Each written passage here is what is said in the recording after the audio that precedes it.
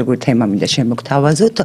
მოგეხსენებათ, რომ ჩატარდა შანხაის თანამშრომლობის ორგანიზაციის სამიტი, რომელზეც წარმოდგენილი სამიტი ბევრი რამით იყო მნიშვნელოვანი, მაგრამ მე ამჯერად ყურადღებას მივაპყრობ იმას, რომ წარმოდგენილი იყო მასზე სომხეთი და აზერბაიჯანი თავისი პირველი პირებით მათ გააკეთეს განაცხადი ამ ორგანიზაციაში გაწევრიანების შესახებ, მაგრამ აღმოჩნდა, რომ საბოლოოდ აზერბაიჯანის მოთხოვნა დაბლოკა ინდოეთმა, ხოლო სომხეთის მოთხოვნა დაბლოკა პაკისტანმა. მოგეხსენებათ, საქართველო არ ესწრებოდა ამ შეკრებას, რაც აღქმული იყო ძალიან უარყოფითად ჩვენი საზოგადოების ნაწილის მიერ, თუმცა ეს რეაქცია იყო ერთობ უცნაური, გამომდინარე იქიდან, რომ ხან ჩამორჩენილია ეს აღმოსავლეთი და სადღაც უკან მიგვაქანებს, ხან კი აი ამ აღმოსავლეთში გამართულ ფორუმებზე არ დასწრება, ლამით აპოკალიფსის მსგავსი უბედურებაა.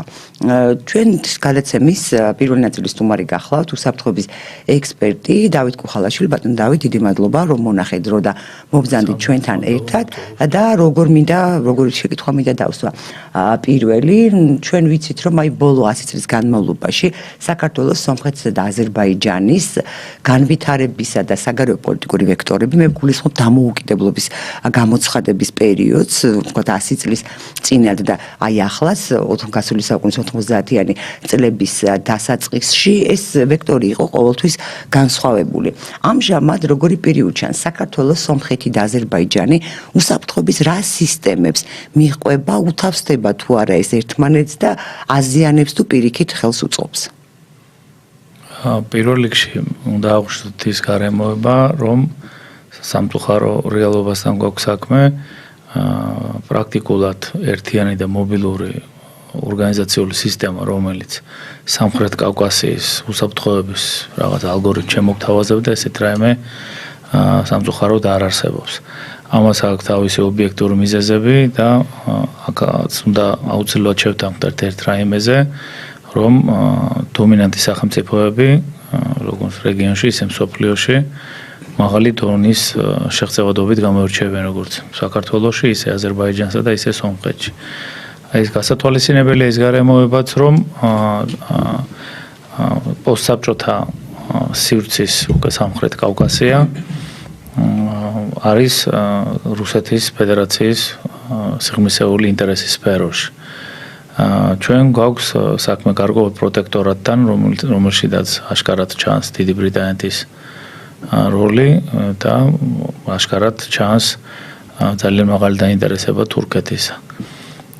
ამასთან ერთად უნდა გავითვალისწინოთ ის გარემოება, რომ ის პროექტები, რომელიც უნდა განხორციელდეს რაღაც დოზით უკვე მიმდინარეობს, ვფიქრობ, რომ კიდევ ერთი მაღალი დომინაციის უნარის და სურვილის მქონე სახელმწიფო გამოდის დღეს ინახეთ. რა პროექტებზე? ეს გახლავთ ჩინეთი. ინფრასტრუქტურულ პროექტებს გულისხმობთ.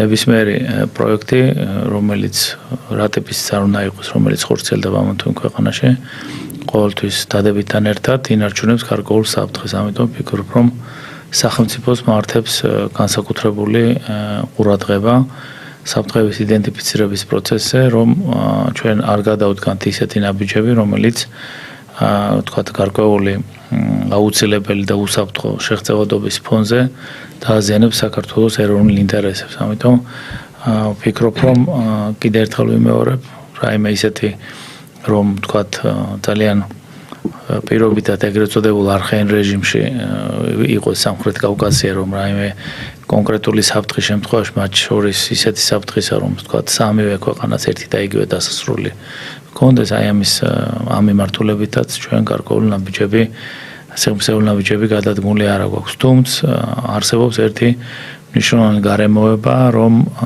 არც ერთი სახელმწიფო ისე პირობითად არ ჭამს ერთმანეთს, როგორც ეს იყო 18-21 წლებში, რომელმაც დააჩქარა ის პროცესები, რაც საბოლოო ჯამში დამოუკიდებლობების დაკარგვით. ჩვენ შევჭამეთ ერთმანეთი ჩვენ სამმა? ჩვენ სამი, ეს იყო ძალიან მაღალი დონის ბრძოლა, როგორც ერთმანეთის წინააღმდეგ ზოგადად მაგალითად აზერბაიჯანის საქართველოში, სომხეთის საქართველოში და საქართველოსთან პირიქით, ასევე ეს იყო ეს ბრძოლა ძალიან დიდი მასშტაბებით ხდებოდა საერთაშორისო ასპარეზზეც განსაკუთრებულად ერთი ხაზი იყო განვითარებული, ეს იყო დისკრედიტაცია ხელისუფლებების. ამიტომ ვფიქრობ, რომ ამ კუთხით შედარებით უკეთესი ვითარება, ეს იმას ნიშნავს, რომ ის ისტორიული სიღრმე, რომელთანაც ჩვენ სადღაც უკვე საუკუნე გვაშორებს, გარკვეულწილად შესწავლილია და იდენტიფიცირებულია ის საფრთხეები, რომელიც წინაშედაც ჩვენ ვიდექით. მაგრამ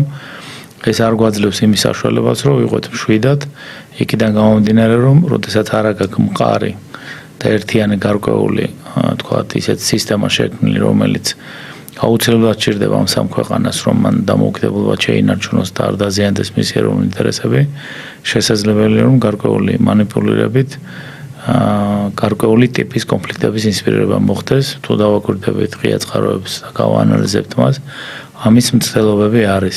უნდა კიდევ ერთ მნიშვნელოვან გარემოებაზე ვისაუბროთ, რომ ჩვენ დავინახეთ ეს იყო უპროცენტო შემთხვევა სამხრეთ კავკასიაში, როდესაც გაიშიფრა აგენტო ჯაშური ქსელი აზერბაიჯანში და აზერბაიჯანიდან მოხდა, თქვათ, საფრანგეთის დაზვერვის წარმომადგენლების განდევნა და ეს იმას ნიშნავდა, რომ პრაქტიკულად საფრანგეთის დაზვერვა კომპრომეტირებული იყო. ისე რომ კიდევ ერთხელ ვიმეორებ, ეს არის რაც უფრო აშკარად და ხილულად ჩანს, მაგრამ დამერწმუნეთ, რომ ყველა ქვეყანას განსაკუთრებით ევროპულ ქვეყნებზე ვსაუბრობ, რომლებზედაც არ გვისაუბრე და ჩამონათვალში ვერ მოხდა, მათაც აქვს ძალიან მნიშვნელოვანი ინტერესები, როგორც საქართველოსთან, ისე აზერბაიჯანთან, და ასე სომხეთთან მიმართებაში. ესე რომ ყველა ის ნაბიჯები, რომელიცაც ჩვენ ხვდებით ყოველდღიურობაში, გარკვეულწილად მასში შეიგრძნობა ზეწოლის ელემენტები, რომელსაც განიცდიან სამხრეთ კავკასიის ქვეყნის ლიდერები და ჩვენ და სამწუხაროდ მარტო და დამოუკიდებელნი ისინი მთლიანად თავიანთ გადაწყვეტილებებში არ არიან და ვერ იქნებიან. და როგორ ეტყობა გარედან, აი ღია წყაროებიდან რაც ჩანს და იმ მოქმედებებიდან რასაც ვხედავთ ჩვენ, რომელი სპეცსამსახურების გავლენა დომინირებს, მძლავრობს აზერბაიჯანში, სომხეთში და საქართველოში? რომელი ქვეყნები ჩამოთვალეთ, ხო, აბსოლუტურად ყველა ქვეყნის სპეცსამსახურების ინტერესები. ისინი იბრძვიან დომინირებისათვის. ვერ გეტყვით, რომ ცალსახად უკვე რომელიმე გვყავს ერთი პირდაპირ გამოკვეთილი დომინანტი, მაგრამ ისინი ძალიან დიდი ძალებითა და საშუალებებით იბრძვიან საკუთარი ინტერესების გასატარებლად. ამიტომ ერთი რამ აუცილებლად უნდა გავითვალისწინოთ, რომ ამ კუთხით განსაკუთრებულად აქტიური გახლავთ დიპლომატიური დაზვერვა. ყველა სახელმწიფოს დიპლომატიური დაზვერვა და მე მიწევს ესეთი ინფორმაციების გაკეთება მათ შორის აუდიტორებში, როდესაც სტუდენტებს ვესაუბრები და უნდა ვიცოდეთ ერთი რამ, რომ დიპლომატიური კორპუსის ყველაზე დიდი და მნიშვნელოვანი დანიშნულება გახლავთ, რომ მათ ხელი შეუწყონ საკუთარი ქვეყნის სადაზვერვო ინტერესების გატარებას. ამიტომ ისინი ჯავშობასთან ერთად შესაძლებელია და მონაწილეობენ გადაბირებით პროცესებში და სხვა მავნე პროცესებში, რომელიც შესაძლებელია იყოს ჩვენი ქვეყნის ეროვნული ინტერესებისათვის დამაზიანებელი. როგორ ფიქრობთ, სომხეთის და აზერბაიჯანის პირველი პირები, რისი იმედით ან ვისი კარნახით წავიდნენ თუ დამოუკიდებლად მოხვდნენ შანხაის თანამშრომლობის ორგანიზაციის სამიტზე? მე მესმის, რომ მათ ოფიციალურად იქ დასწრების ყველანაირი უფლება ჰქონდათ განსხვავებით ჩვენგან, მაგრამ ეს რაღაც წინასწარ დაგეგმილივით ხო არ იყო, ესე უცებ ხო არ დაიბლოკებოდა მათი განაცხადები, ამ შეიძლება და ვინმეს არ ცოდნოდა, რომ ისინი განაცხადს გააკეთებდნენ გაწევრიანებაზე. მე მაინც ვფიქრობ, რომ დაბლოკვის ერთ-ერთი ძირითადი მიზეზი გახლავთ ინტერესთა სტრატეგიული გადაწყვეტილების თანხwebdriver იმ ქვეყნებისა, რომელიც ამ შეხვედრაზე დომინირებდნენ და პრაქტიკულად რომელთაც ჰქონდათ გადაწყვეტილების მიღების უნარი და შესაძლებლობა. ამიტომ მე მაინც ვფიქრობ, რომ ორივე ქვეყნის ლიდერი ხელმძღვანელობდა საკუთარი ეროვნული ინტერესებიდან გამომდინარე. ჩვენ ერთი რამ უნდა აუცილებლად გავითვალისწინოთ, რომ ყველა სახელმწიფოს ლიდერი მონაწილეობს როგორც სადაზვერვო ხასიათის პროპაგანდისტულ საქმიანობაში, ისე სხვადასხვა ტიპის ოპერატიულ თამაშებში და ამ ოპერატიული თამაშის აუცილებლობა დგება მაშინ, როდესაც ქვეყნის პირველ პირს ხელისუფლებას ავალდებულებენ, რომ გაატარონ უცხო ქვეყნის ინტერესი და ამ შემთხვევაში ნებისმიერი ქვეყნის ლიდერი, გონიერი ლიდერი მიიღებს ისეთ გადაწყვეტილებას, რომელშიც აუცილებლად იქნება ჩადებული საკუთარი ქვეყნის ინტერესები. ამიტომ შესაძლებელია, რომ გარკვეული ზეწოლა იყო, რომ ამ სამიტზე მონაწილეობა მიიღო აზერბაიჯანსაც და სომხეთსაც, მაგრამ მე მაინც ვფიქრობ, რომ გარკვეულწილად მათი იქ ჩასვლა განპირობებული იყო საკუთარი ქვეყნის ეროვნული ინტერესებით. კიდევ ერთხელ ვიმეორებ, უნდა გავიმეორო აუცილებლად, რომ ამ ორი სახელმწიფოს სტრატეგიული ინტერესები არ ემთხვევა იმ ორგანიზაციის დომინანტი სახელმწიფოების სტრატეგიულ ინტერესებს, სწორედ მეტყველებს ის გადაწყვეტილება, რაც მიღებული იქნეს ეგ რეალურად სადაზვერო ინფორმაციების ანალიზი იმ სახელმწიფოებს აძლევდათ იმის საშუალებას, რომ უარი ეთქვათ აზერბაიჯანისათვის და სომხეთისათვის, რომ გაწევრიანებულიყვნენ ამ ორგანიზაციაში. და მაინც ვფიქრობ კიდევ ერთ მნიშვნელოვან გარემოებაზე ყოველთვის. ჩვენ ვიცით თუ რა ტიპის პროპაგანდა წარიმართა საქართველოსთან დაკავშირებით, როდესაც ჩვენ ვერ გავხდით ევროკავშირის ვერც წევრი და ვერ მივიღეთ ის სარგებელი, რომლის მიღება ვფიქრობ, რომ შესაძლებელია ძალიან კარგი ყოფილიყო საქართველოსათვის, მაგრამ არაერთხელ მithქვა მას მედიის საშუალებებში, რომ ეს არ იყო გადაწყვეტილება მხოლოდ რაღაც ობიექტური რეალობიდან გამომდინარე, იმიტომ რომ ევროკავშირის ისტორიაში არსებობს ძალიან ბევრი გადაწყვეტილებები, სადაც ყველაფერი ეყარება პოლიტიკურ ინტერესს და ობიექტური რეალობა ზოგადად აღქმული არ არის. ამიტომ ჩვენ კიდევ ერთხელ უნდა მივუბრუნდეთ იმ თემას, რომ ჩვენ აქ გვეთქვა უარი, ამ ორ სახელმწიფოს უარი ეთქვა იმ ორგანიზაციაში გაწევრიანებაზე და რა პროცესებთან გვაქვს საქმე. ამ ჩვენ გვეთქვა უარი ევროკავშირისგან, მათ ეთქვათ უარი ამას ორგანიზაციას. ესე იგი, მაღალი დონის საერთაშორისო ორგანიზაციების წევრობაზე უარის თქმა, ვფიქრობ, რომ არც ერთი ქვეყნის ეროვნული საფრთხეების სისტემისათვის დადებითი არ არის.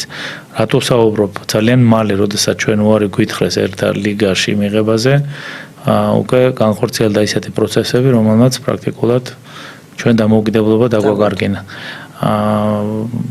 მაგრამ ერთ რაიმეზე ყოველთვის ვფიქრობ და იმედია, რომ სწორად ვფიქრობ, რომ ნებისმიერ სიტუაციაში რა პროცესები და მოვლენები უნდა განვითარდეს საქართველოში, მე ვფიქრობ, რომ ხელისუფლება გადადგამს ისეთ ნაბიჯებს, რომელიც დაკავშირებული იქნება ძალიან ნაკლებ სხვებთან. ეს არის ძალიან დიდი ამოცანა და ესეთი მოვლენათა განვითარების ესეთი გეგმა აუცილებლად ხელისუფლებას ყოველთვის უნდა გააჩნდეს.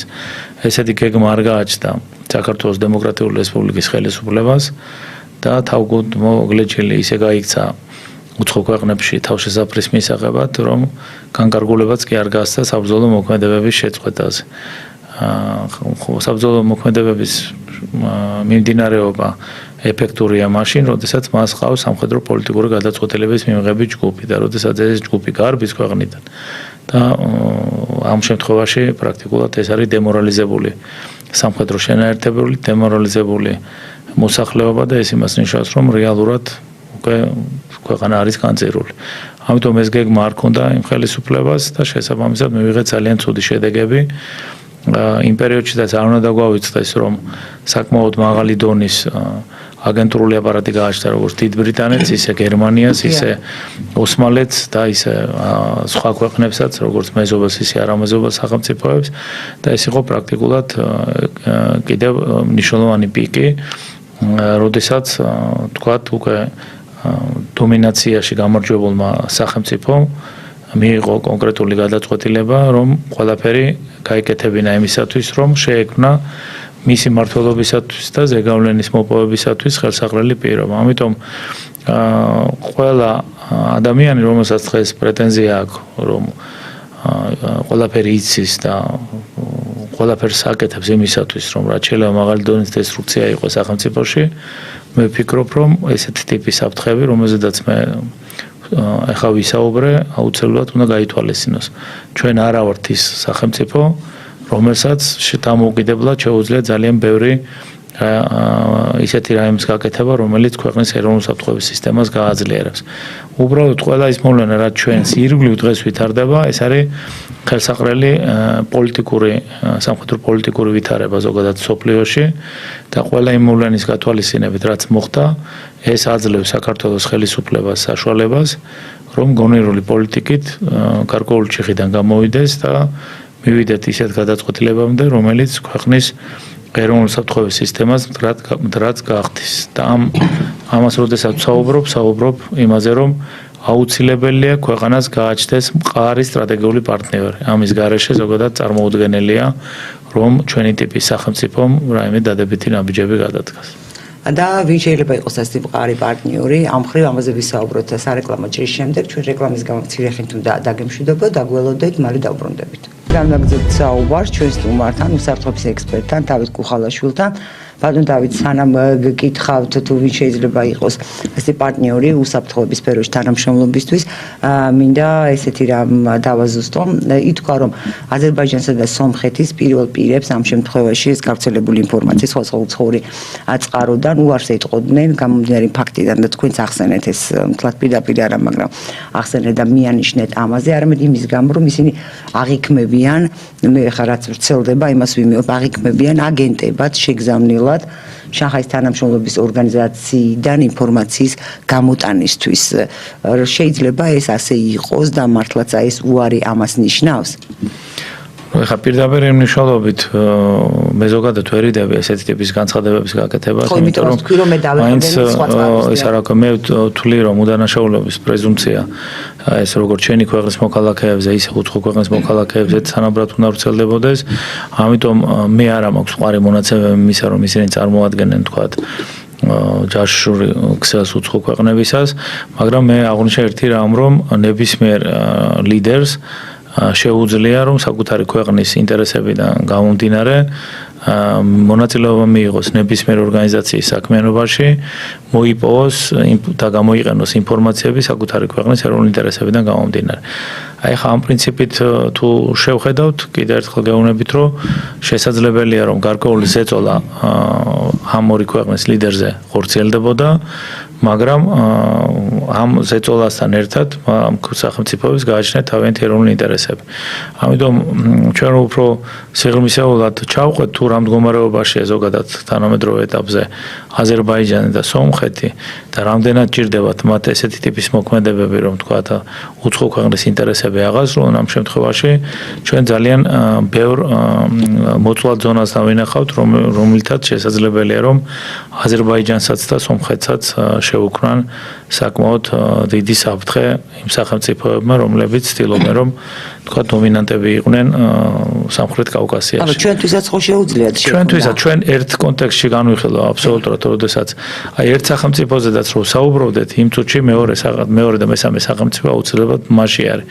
იმიტომ რომ აი ბოლო ისტორია რაც ჩვენ გქონდა დამოუკიდებლობის 3 წელი რაც ვიყავით, პრაქტიკულად გამოირჩევა ძალიან ბევრი იდენტური ნიშნებით და შესაბამისად უნდა ვიცოდეთ ერთი რამ, რომ ნებისმიერი თქვათ რაიმე ისეთი დამაზიანებელი ქმედება თქვათ პირობითად აზერბაიჯანში პირდაპირ ასახვას პოვებს საქართველოზე და სომხეთზე და პირიქით იქნება თქვათ საქართველოში მომხდარი რაიმე ტიპის დესტაბილიზაციები, იგივე საფრთხის შემცველია როგორც აზერბაიჯანში ისე აზერბაიჯანისათვის ისე სომხეთისათვის. ნუ მაინც კიდევ ერთხელ ვიმეორებ, ყველაფერი დამოკიდებულია იმაზე, რამდენად კონივრულად მიუდგება აზერბაიჯანიც, სომხეთიც და საქართველოც იმ ზეწოლებს, რომლის ქვეშაც იმყოფებიან ხელისუფლებები. კიდევ ერთხელ ვიმეორებ, ჩვენ საუბრობთ ძოლაზე დომინაციის კუთხით და ჩვენ არ ვსაუბრობთ, რომ რომელიმე სახელმწიფო უკვე არის დომინანტი. თუ გავიხსენებთ იმ პერიოდს უკვე 1900 ჩვენ ხა დომინანტი არის ვინცაც გავლენა უნდა თუ ამ სამზეს გულის. დომინანტი არის ქვეყანა, დომინანტობისათვის იბრძვის ის ქვეყნები, რომელსაც სურს რომ ზეგავლენა კონს სხვა ქვეყნებზე ვსაუბრობთ. აქედან გამომდინარე, ყველაზე ცუდი და საფრთხის შემცველი იქნება როგორც საქართველოს ისე სომხეთის ისე აზერბაიჯანისათვის, თუ ისინი როგორც სატელიტი სახელმწიფოები გარკვეულ ალიანსში იმ დონეზე შევლენ უცხო სახელმწიფოებთან, რომ დააზიანონ თქვათ თავისი მეზობელი სახელმწიფოს ინტერესები. ეს იქნება კატასტროფული თქვათ შედეგის მომტანი, ეს იქნება ისეთივე შედეგის მომტანი, რა შედეგიც დადგა თქვათ 1921 წელს.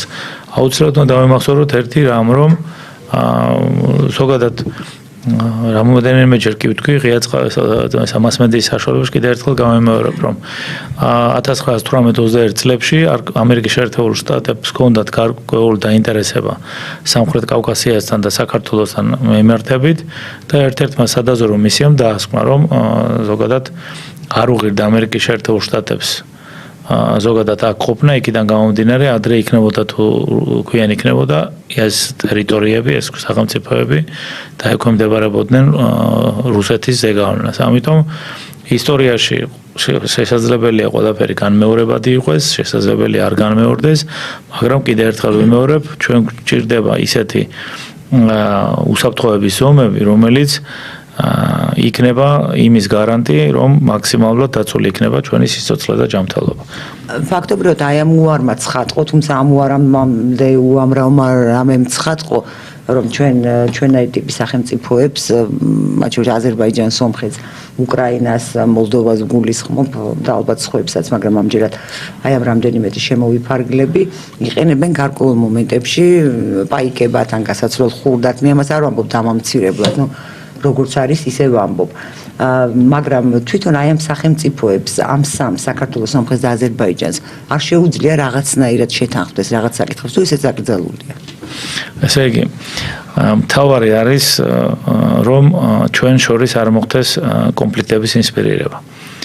არც ეთნიკურ, არც რელიგიურ, ან რაიმე სხვა მიმართულებით ეს უნდა იყოს კატეგორიულად გამორიცხული და მე ვფიქრობ, რომ როგორც ჩვენი, ისე სომხეთისა და აზერბაიჯანის ხელისუფლება ამ საკითხზე ისეთნაირად ფიქრობს, როგორაც ჩვენ ახლა ვსაუბრობთ. თუ ესეთი ტიპის კონფლიქტების ინსპირირება მოხდება, ეს არის პირველი ნიშანი იმისა, რომ ჩვენ პრაქტიკულად შეიძლება დავექვემდებაროთ ისეთ პროცესებს, რომელიც შესაძლებელია გახდეს დამოუკიდებლობის დაკარგვის საფუძველი. ძალიან საინტერესო შეკითხვაა იქიდან გამომდინარე, რომ ჩვენ ეს პრაქტიკაც გვაქვს, რომ ძალიან მცირე ხნით, მაგრამ არსებობდა კომისარიატი ფედერაცია და არც ერთი ქვეყნის ინტერესებში არ შედიოდა, რომ ეს ფედერაცია ყოფილიყო. იქიდან გამომდინარე, რომ თუ სულ მცირე რესურსული თვალსაზრისით გადავხედავთ ამ ერთობას, ვფიქრობ, რომ ის უკვე მნიშვნელოვან საფრთხეს წარმოადგენს არა მარტო რუსეთის ფედერაციისათვის, არამედ აბსოლუტურად ყველა სახელმწიფოსათვის. ჩვენ გვაქვს ასევე ერთი მაგალითი ძალიან ახლო პერიოდიდან, სანამ პრეზიდენტ გამსახურდიას ძალადობრივად დაამხობდნენ ამ ხელისუფლებას, რომ იქაც იყო მცდელობა. ამიტომ ამის დაშვებას უბრალოდ არავინ არ დაუშვებს ამას, იქიდან გამომდინარე იციან, რომ ამას შეიძლება მოყვეს რაღაც ისეთი პროცესები, რომლის მართვა შესაძლებელია, რომ ვერ მოხერხდეს და ერთი რამ აუცილებლად უნდა დავიმახსოვროთ, რატომ არიან ესე შეხმატკბილებული ის სახელმწიფოები, დომინანტები, აი როგორ ხდება თქვათ, ეს არც მე და არც თქვენ არ მოგიგონები, არსებობს სხვადასხვა სტატუსები, რომლის მიხედვითაც თქვათ სახელმწიფოებს არადგენენ, ეს არის თქვათ მყარი დემოკრატიის მქონე სახელმწიფოები, არა მყარი დიქტატორული და ეს შემდეგ და ეს შემდეგ. როგორ შეიძლება რომ თქვათ ამ კატეგორიებში მოხვედრილი სახელმწიფოები ერთად თანაარსებობდნენ. აი ეს არის პატარა გასაღები იმისა და განსაკუთრებით მე ამ შემთხვევაში მიმართავ ახალგაზრდა თაობას, რომელსაც ძალიან მარტივად უყვარს ხოლმე ვითარების შეფასება, რომ ყველა ზღვარი მოშლილია იქიდან გამომდინარე, რომ არსებობს ინტერესები. საერთაშორისო ურთიერთობებში არსებობს მხოლოდ ინტერესები და არანაირი ადამიანური ურთიერთობები, როდესაც იქ ხდება გადაწყვეტილების მიღება, ზოგადად არ არსებობს. ამიტომ ჩვენ ახლა სამი კატეგორიის სახელმწიფო ვთქვით, მაგრამ ახლა უნდა დავამატოთ ტერორისტული სახელმწიფოები. ეს იყო გვიშვიათესი მოვლენა და ვფიქრობ, რომ ეს არის ძალიან მაღალი დონის ექსპერიმენტი და თვლი რომ ეს არა მარტო სირია, ავღანეთსაც იგივე ყურადღება უნდა გავაკეთოთ და ვფიქრობ, რომ საქართველოს სპეცსამსახურებს ძალიან განსაკუთრებული ყურადღება მართებს, რომ შეისწავლონ პროცესები, თუ რა ტიპის ექსპერიმენტთან გვაქვს საქმე, როგორც სირიაში, ისე ავღანეთში. შემთხვევითი მოვლენები არ არსებობს.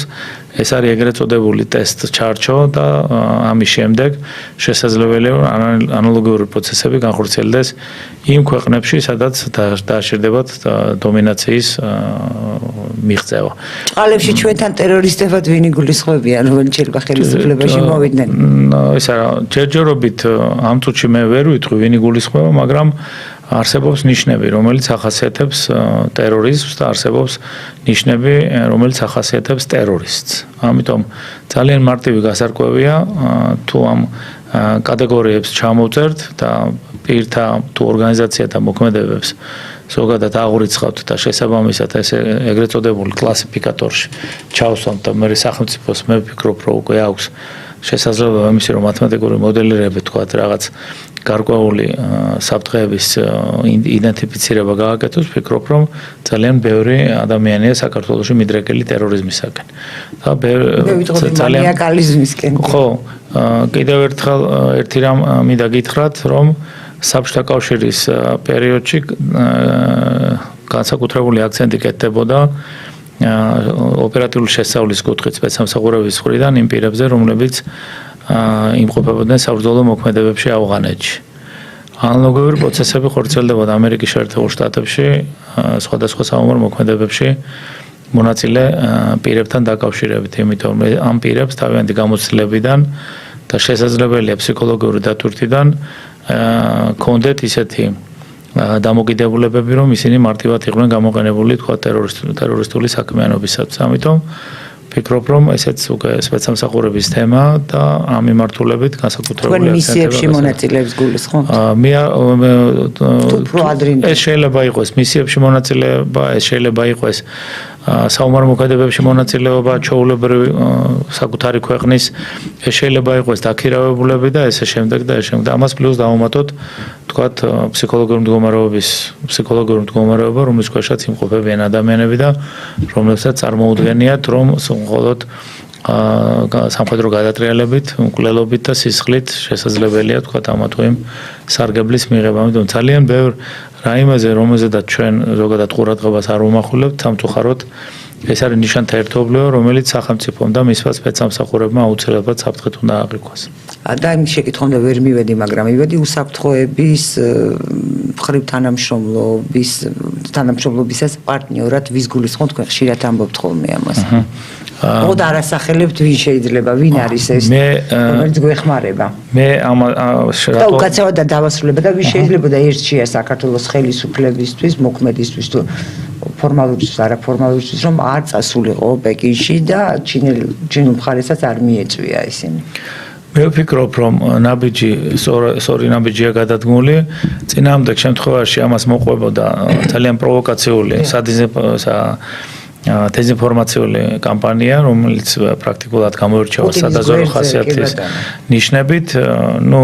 აზრი რომ დაკარგა ესეთი ტიპის პროპაგანდამ გონიერი ადამიანებისთვის, ამას მე მგონია რომ თქვენ შემედავთ, მაგრამ არსებობენ ადამიანები, რომელსაც უბრალოდ ამის გაგონება არ უნდათ. დააკვირდით ოფიციალურ შეხვედრებს, დააკვირდით დამოკიდებულებებს, დააკვირდით მაღალი რანგის თანამდებობის პირების განცხადებებს, თუნდაც რუსეთის ფედერაციის მიმართ. აქედან გამომდინარე, ზოგადად კიდევ ერთხელ ვიმეორებ, ყველაფერი დამოკიდებულია ამა თუ იმ სახელმწიფოს ინტერესებზე და ძალიან არ აინტერესებთ. ეხლა ვთქვათ პუტინმა რა მოიმოქმედა საქართველოში, ან უკრაინაში და ესე შემდეგ და ეს შემდეგ. ამიტომ ჩვენ უნდა თვალი გავუსწოროთ ობიექტურ რეალობას. ჩვენ გვაქვს ყველაზე დიდი სადგივარი, ეს არის ჩვენი ქვეყანა.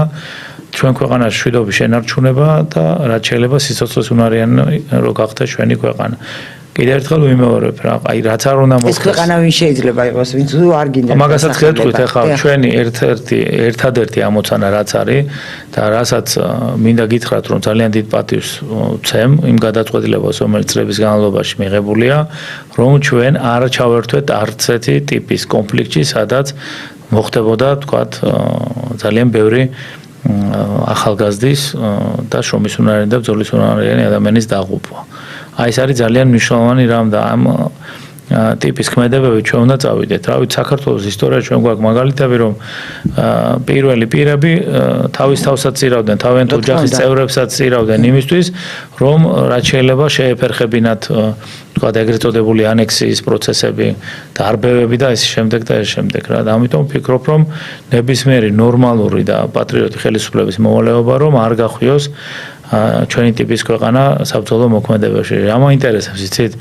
სტატისტიკური მონაცემების მიხედვითაც რო გადავხედოთ, იმ რაოდენობის და იმ განვითარების მქონე ქვეყანამ როგორი ჩვენა ვართ, რა ტიპის წინააღმდეგობა შეიძლება გაუწიოს რომელიმე აგრესორს. მეც მაინტერესებს. ეს არის წარმოუდგენელი, ეს არის აბსურდი, ეს არის მიზანმიმართულად სადაზვერვო პროპაგანდის ნიშნების შემცველი ქმედება და ვფიქრობ, რომ ვინც ამაში მონაწილეობს, ის მტრობს საკუთარ სახელმწიფოს და ამას და ემატება საკუთარ თავსაც მტრობს, ოღონდ ვერ ხდება. და ამას ემატება ადამიანთა კატეგორია, რომელსაც აქვს საკმაოდ დიდი ფინანსური შესაძლებლობა და რომელთაც არ მიაჩნიათ, რომ საქართველოს დამოუკიდებლობა არის მუდმივი მოვლენა და ისინი თვლიან, ეს არის დროებითი მოვლენა და ყველა იმ სიბინძურეს, რასაც ჩადიან საკუთარი ქვეყნის წინააღმდეგ, ფიქრობ, რომ სწორედ ამ განწყობით აკეთებენ.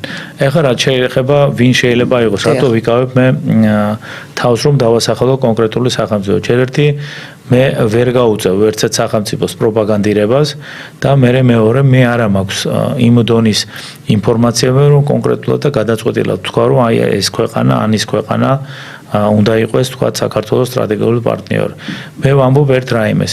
ყველანაირად უნდა გამოერიცხოთ იმ ტიპის სტრატეგიული პარტნიორობა, რაც ჩვენ გაგვაჩნდა ამერიკის შეერთებულ შტატებთან. ჩვენ კიდევ არ გაგვიანალიზებია ზოგადად რა ტიპის ექსპერიმენტი ჩატარდა საქართველოსთან მიმართებაში და ამის ანალიზის დრო ძალიან მალე დადგება. როდიდან დაიწყო ეს ექსპერიმენტი? ეს ექსპერიმენტი დაწყებული არის პრეზიდენტ შევარდნაძის პერიოდიდან, როდესაც უკვე უცხო ქვეყნებიდან დაიწყო ფინანსური შემოდინებები უცხო ქვეყნებში. მანამდე იყო ეგრეთ წოდებული სასწავლო მივლინებები, სადაც ალბათობის მაღალი ხარისხით სადაზორო შეღწევადობა განხორციელდა და პრაქტიკულად ჩვენ მოვხვდით იმ სივრცეში, რომელიც სივრცეშიდაც მივიღეთ ყველაზე დამაზიანებელი, რაც გახლავთ, ეს არის ინტელექტუალური საკუთრების პრაქტიკულად ქვეყნიდან გადინება.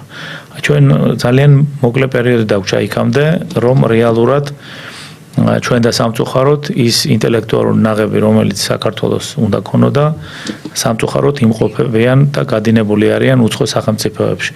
და განსაკუთრებით ეხა მინდა რომ ვისაუბრო აუცილებლად ევროპაზეც და ამერიკის შეერთებულ შტატებზე. რეალურად რაც არ ჩანს. აქვე ვიტყვით თუ შეიძლება ბატონ დავით, აი კიდევ ჩვენი საზოგადოების ფიქრობ დიდმა ნაწილმა არ იცის, რომ ასევე 2002 წელს გაფორმდა სამთავრობათა შორისო შეთანხმება საქართველოსა და ამერიკის შეერთებულ შტატებს შორის. მე მაქვს ამ დოკუმენტის ასლი, ასე ვთქვა და მაშინაც ბევრი ვწერე, იმიტომ რომ მე ასეთი კაბალური არაფერი წამიკითხავს ამ დროს ჩვენ ყოველთვის ვაქილიკებთ შემდეგ როდესაც დაიდო დე-ფაქტო აფხაზეთსა და რუსეთის ფედერაციას შორის ანალოგიური დაახლოებით აი ამ ძალოვანი სტრუქტურების თანამშრომლობის ურთიერთობის შესახებ შეთანხმებები იმაზე უფრო კაბალურია.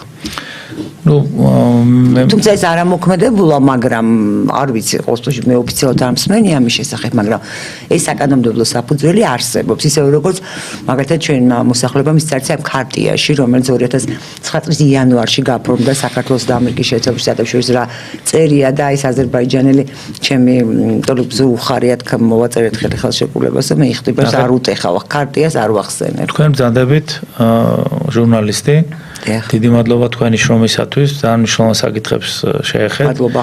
და მე მაინტერესებს თუ არსებობს რომელიმე უნივერსიტეტი, სადაც ქვეყნის ეროვნული საფრთხეების კონტექსტში ხდება ან მოხდა ესეთი ტიპის პროცესებისა და მოვლენების შესწავლა. ესეთი პროცესები არ მიმდინარეობს, ეს არის სწორედ იმის დასტური, რაზედაც მე წლების განმავლობაში ვიძახი, რომ ჩვენ პრაქტიკულად სამეცნიერო-ტექნიკური სეგმენტი ჩამოშლილი გვაქვს, იმიტომ რომ სამეცნიერო-ტექნიკური სეგმენტის უპირველესი მოვალეობა გახლავთ ის, რომ მეცნიერულად შეისწავლოს ყველა ის პოლიტიკური ერთ-ერთი დანიშნულება ეს გახლავთ ის პოლიტიკური გადაწყვეტილებები, რომელსაც ღებულობენ ხელისუფლებები, რომლებიც ან აზიანებენ, ან სიკეთე მოაქვთ თქვათ სახელმწიფოსაც. ამიტომ კიდევ ერთი დასტური იმისა, რაც თქვათ, რასაც ჩვენ არაერთხელ ვაფიქსირავით და დღესაც დავაფიქსირ. ამიტომ კიდევ ერთხელ ვუბრუნდები სტრატეგიული პარტნიორობის თემას.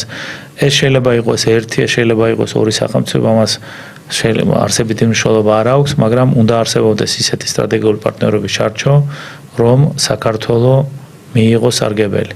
საქართველოს გამოყენებული იქნა როგორც სახარკო ქვეყანა და ყველაფერი ის რაც შეიფუთა, ეს გახდათ ხარკის გადახდა იმისათვის, რაც ჩვენ მივიღეთ. ამიტომ, როდესაც ჩვენ ისტორიაში ჩვენ გვაქვს ძალიან ბევრი მოვლენები და პროცესები, როდესაც ჩვენ სხვადასხვა ქვეყნების სამხედრო შენაერთების ქვეშ ვიბრძოდით, ანალოგიური პროცესი განხორციელდა ჩვენთანაც. თუმცა დავაკვირდეთ და გავაანალიზოთ, რატო ამ მიმართულებით სამხედრო უსაფრთხოების კუთხით არ ვითარდება თქვათ სამეცნიერო ნაშრომების გამოშვების მიმართულებით, რატო არ ვითარდებით, რა უჯდებოდა, რა დაუჯდა საქართველოს ბრძოლის უნარიანი და შრომის უნარიანი ადამიანების დაკარგვით, შრომის უნარობით, მუდმივით და დროებით, რა ღირებულების არის ეზარალი და ზოგადად რა ფინანსური ღირებულება არის გადახდილი საქართველოს მიმართებაში. მე ვფიქრობ, რომ თუ ესეთი პროცესები გაანალიზდება, ჩვენ ვნახავთ, რომ ჩვენ ვიყავით სახარკო სისტემას დაქვემდებარებული სახელმწიფო,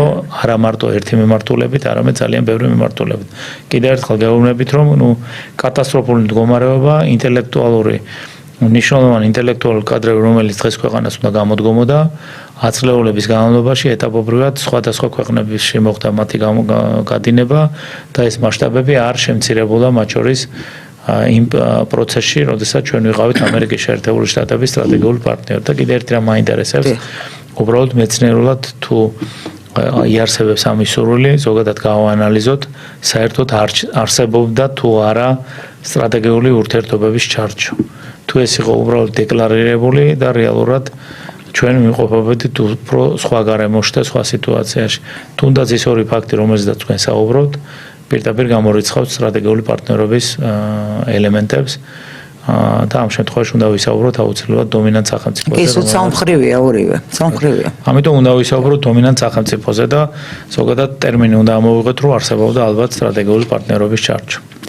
და ალბათ ეს არ შემიძლია არ კითხოთ პოლონეთის ყოფილმა პრეზიდენტმა დუდამ, რომელიც სანამ პრეზიდენტის პოსტზე იყო ძალიან აქტიურად მოგვიწოდებდა ჩვენ ანტირუსული ქმედებებისკენ, განაცხადა, რომ უკრაინას ძალიან უნდა და პოლონეთის ჩართვა ომში.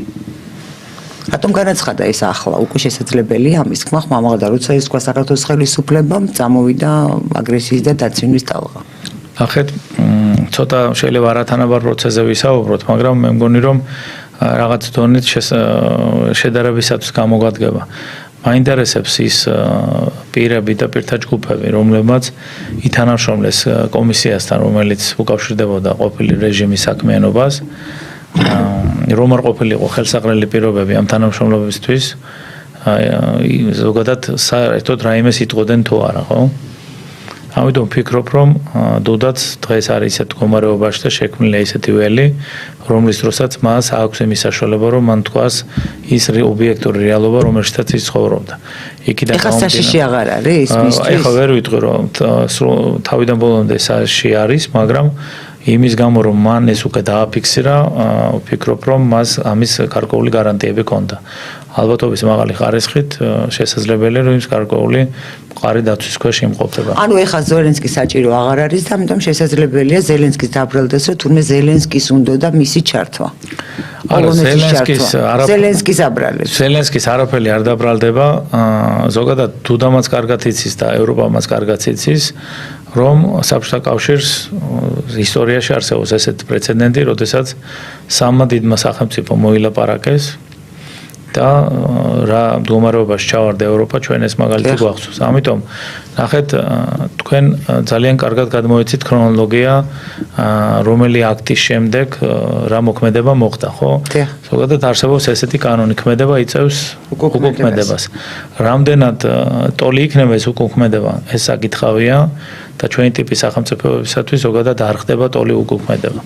ვფიქრობ, რომ ეს იციან ევროპულმა სახელმწიფოებმა და მე ვფიქრობ, რომ თუ გავიხსენებთ ზოგადად ტრამპის გამონათქვამს, ტრამპმა ერთ-ერთ გამოსვლაში განაცხადა, რომ მას რუსეთის ფედერაციის პრეზიდენტმა მიცა გარანტიები, რომ ის თქვათ თავს არ დაესხმებოდა ევროპას. ესე იგი, აქ აუცილებლად უკვე იდენტიფიცირებულ საფრთხედ უნდა ჩავთვალოთ ის გარემოება, რომ ევროპული სახელმწიფოების თავის ტკივილი აქვთ ეხლა და მირას გააკეთებს და როგორ გააკეთებს, ამას კიდევ გვიჩვენებს ძალიან უახლოესი პერიოდი და მე ვფიქრობ, რომ ანალოგიურ ცუდ დღეში არის საფრანგეთის პრეზიდენტიც.